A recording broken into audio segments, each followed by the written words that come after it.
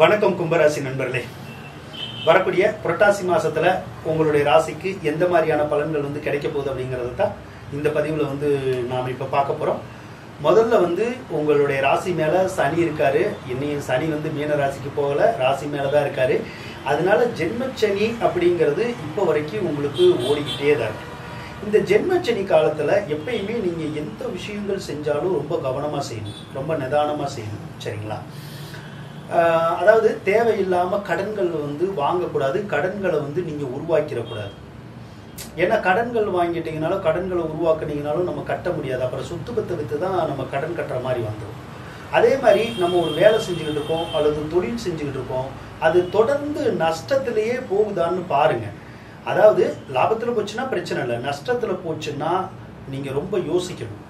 ஏன்னா நஷ்டத்துல போச்சுன்னா தொடர்ந்து அடுத்தடுத்து ரொம்ப நஷ்டத்துல போயிட்டே இருக்கும். அப்போ அதை நிப்பாட்டுற மாதிரி ஏதாவது ஒரு விஷயத்தை நீங்க பண்ணணும். அப்படின்னா தான் நம்ம பிழைக்க முடியும், வாழ்க்கையில ஜெயிக்க முடியும். அதே மாதிரி ஒரு சிலர் சொல்லுவாங்க, நீங்க கடனை உடனே வாங்கி ஏதாவது ஒரு வீடை கட்டி சொத்தை வாங்க அப்படிங்கறதெல்லாம் யாராவது சொல்லுவாங்க. அப்படியெல்லாம் எதுவும் செஞ்சிடாதீங்க. கையில காசு இருந்தா சொத்து வாங்கினாலும் வாங்குங்க, வீடு கட்டணும்னாலும் கட்டுங்க, என்ன வேணாலும் பண்ணுங்க. கையில காசு இல்லாம கடனை வாங்கி எதையும் செஞ்சிடாதீங்க. அதே மாதிரி இந்த வாகன சம்பந்தப்பட்ட துறையில் இருக்கிறவங்க மட்டும் ரொம்ப கவனமா இருக்கணும். ஏன்னா வாகனங்கள்னால நன்மைகளை நம்ம பெருசா எதிர்பார்க்க முடியாது. ஏதோ ஒரு வகையில வாகனத்தினால நமக்கு தொந்தரவு இருந்துகிட்டே இருக்கும். அதாவது வண்டி வைக்க முடியாது, வண்டினால லாபம் இருக்காது, வண்டினால அடிக்கடி ரிப்பேரு அந்த மாதிரி செலவுகள் வரதுக்குடைய வாய்ப்புகள் நிறைய கொஞ்சம் இருக்கதான் செய்யுது. சரிங்களா? அதே போல ராசி மேல இப்ப ராகு இருக்கு. ராசி மேல ராகு இருந்தாலும் நிறைய தடங்கள் இருக்கும் உங்களுக்கு. தடங்கள்னா என்னது? ஏதாவது ஒரு காரியத்தை செஞ்சீங்கன்னா அந்த காரியத்தை செய்ய விடாது, அந்த காரியம் தடங்களாகி அப்படியே நின்று போயிடும்.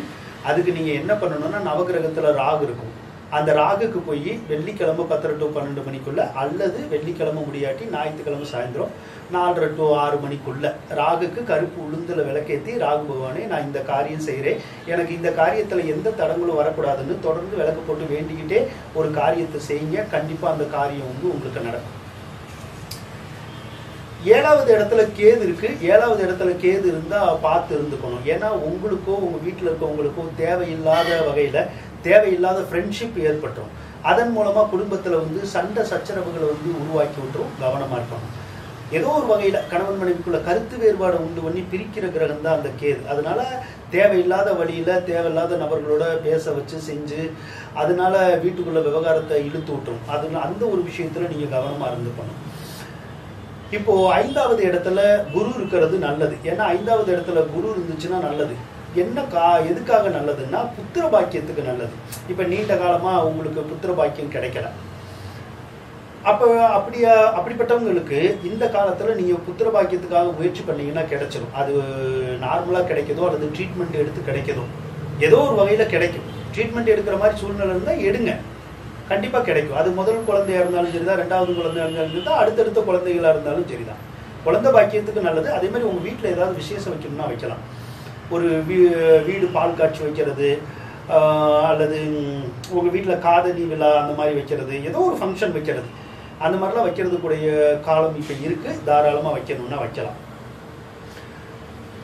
5வது இடத்துல குரு இருக்கிறனால ஒரு சிலருக்கு வேலை இழப்பு ஏற்பட்டுரும். இப்ப ஏற்கனவே வேலை பார்த்துட்டு இருப்போம், வேலை பார்த்துட்டு இருக்க இடத்துல வேலை போயிடும். அப்ப மறுபடியும் நம்ம வேற இடத்துல வேலை தேடி போற மாதிரி சூழ்நிலை வரும்.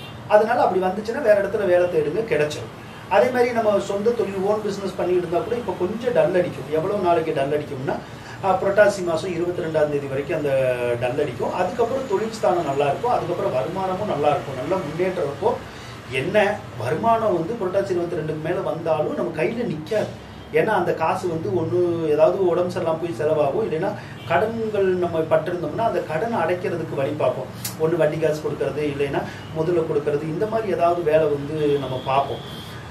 பணம் நகையை மட்டும் பத்திரமா வச்சுக்கணும். ஏதாவது ஒரு வகையில பண நகை மட்டும் சேதாரமாகிறதுக்கான வாய்ப்பு வரும். இந்த லாட்ரி, ரேஸு, சூதாட்டம், ஷேர் மார்க்கெட்டு, இந்த ரம்மி விளையாடுறது, இந்த மாதிரி லைன்ல எல்லாம் போயிடாதீங்க.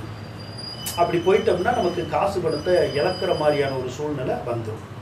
7வது இடத்துல சுக்கிரன் இருக்கிறது நல்லதுதான். திருமணம் முடியாதவங்களுக்கு ஒரு சிலருக்கு திருமணம் நடக்கிறதுக்குடைய சாத்தியக்கூறுகள் இப்ப இருக்கு. ஸோ பொண்ணு கிடைக்கலனாலும் மாப்பிள்ளை கிடைக்கலனாலும் இந்த நேரத்துல உங்களுக்கு கிடைக்கும்.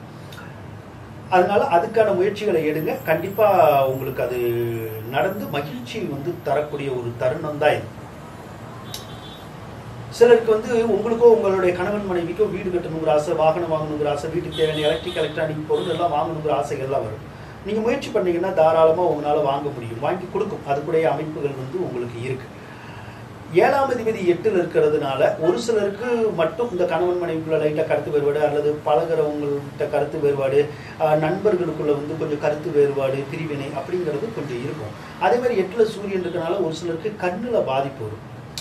அதே மாதிரி 8ல் புதன் இருக்கிறனால ஒரு சிலருக்கு இந்த மாமன் மைத்துனர்களுக்கு உடம்பு சரியில்லாம போறது, தாய்மாமா சொல்றோட அவங்களுக்கு வந்து உடம்பு சரியில்லாம போறது, இல்லைன்னா அவங்க கீழே விழுகிறது, இல்லைன்னா ஏதோ ஒரு வகையில பொருளாதார ரீதியாக கூட பாதிக்கிறது, அந்த மாதிரியான சூழ்நிலை வந்து புரட்டாசி 13ஆம் தேதி வரைக்கும் இருக்கும். அதே மாதிரி ஒரு சிலருக்கு கல்வி வகையில தடங்கள் இருக்கும். புரட்டாசி 13ஆம் தேதி வரைக்கும் ஏதோ ஒரு வகையில நம்ம மார்க் எடுக்கிறது, படிக்கிறது, கோர்ஸ் சேர்றது, அதுல வந்து தடங்கள் இருக்கும். புரட்டாசி 23க்கு அப்புறம் அந்த தடங்கள் அது இதெல்லாம் எதுவுமே வந்து உங்களுக்கு இருக்காது.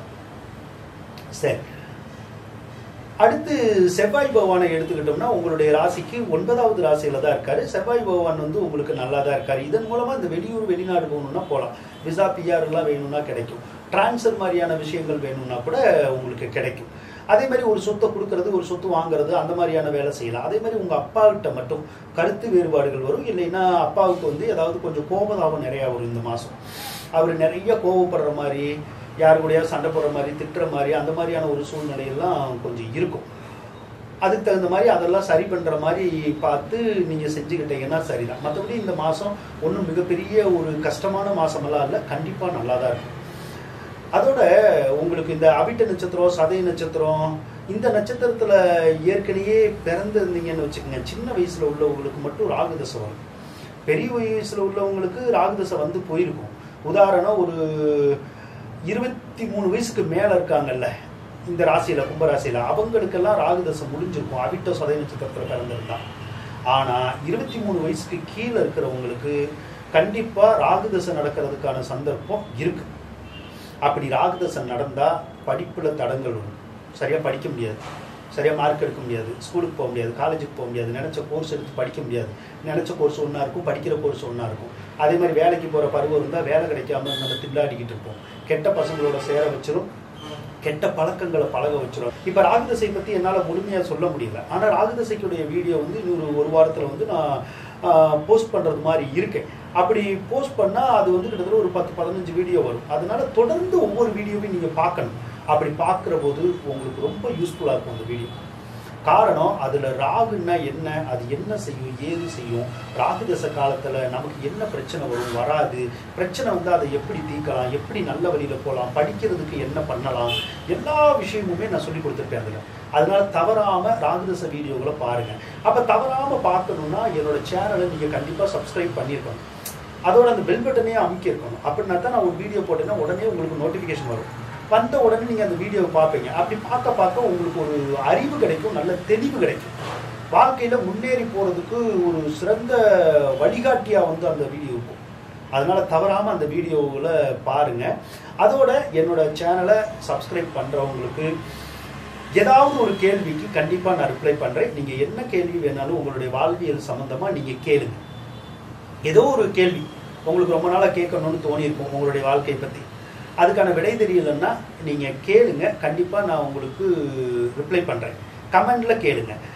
கமெண்ட் பண்ற போது அதுல உங்களுடைய பேரு, பிறந்த ஊரு, தேதி, மாசம், வருஷம், நேரம் அதெல்லாம் போட்டுட்டு என்ன கேள்வியோ அதை போடுங்க, நான் பதில் சொல்றேன். ஆனா தொடர்ந்து அடுத்தடுத்த துணை கேள்விகள் கேட்டுக்கிட்டே இருந்தால் என்னால் பதில் சொல்றது கஷ்டம்.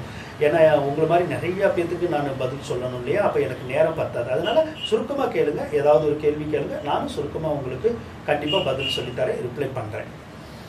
உங்களுக்கு இந்த வீடியோ பிடிச்சிருக்குன்னு நினைக்கிறேன். இந்த வீடியோ பிடிச்சிருந்தா லைக் பண்ணுங்க, ஷேர் பண்ணுங்க. நன்றி நண்பர்களே.